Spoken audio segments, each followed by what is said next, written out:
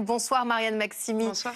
Députée LFI du Puy-de-Dôme, membre de la Commission des Finances. Ce qui est intéressant, c'est que tout le monde passe à la caisse, justement, via des petites ponctions comme ça sur les tickets restaurants, sur les chèques vacances. C'est ça que vous dénoncez, Marianne Maximy? En fait, non, nous, ce qu'on dénonce, c'est que tout le monde ne passe pas à la caisse, justement. C'est que l'effort qui est demandé là dans le PLF, le budget présenté par le gouvernement, c'est un effort sur les classes populaires et les classes moyennes, notamment avec des petites taxes qui sont prises un peu partout et qui sont pas efficaces. On peut reparler des petits colis, par exemple, qui sera une mesure injuste socialement et qui va pas avoir d'effet sur la fast fashion notamment.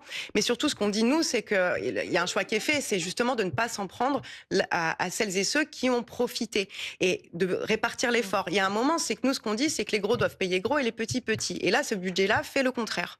Alors que la taxe Zuckman, pardon, je relance le débat, aurait rapporté combien en taxant seulement 1800 contribuables, contrairement à tous ces sur le patrimoine de ces plus riches qui vont très bien et qui iront encore bien après. Enfin, je veux dire qu'il faut avoir un débat assez clair là-dessus.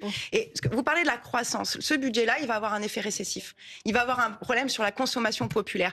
On attaque les classes populaires et les classes moyennes. On s'en prend en collectivité aussi sur la commande publique. Et en fait, c'est la catastrophe justement sur la question de la croissance qui est si importante aux yeux de tout le monde. Et en fait, on est en train de faire le contraire. Et quand on parle de fiscalité, évidemment, c'est pas des mesurettes qu'il faut, c'est pas des petites taxes qui ciblent mal en plus. C'est d'aller prendre, je le redis, des mesures qui vont structurellement rééquilibrer le manque de recettes que nous avons. Parce que nous avons un problème de recettes dans ce pays. Et je suis absolument en désaccord quand vous dites qu'on a un problème de dépenses. Moi, je veux bien qu'on me dise qu'est-ce qu'on coupe. Est-ce qu'on abîme encore plus l'hôpital? C'est prévu, c'est un milliard en moins sur l'hôpital. Est-ce qu'on enlève encore des postes? Vous savez quoi? Il le prévoit encore, c'est 4000 profs en moins.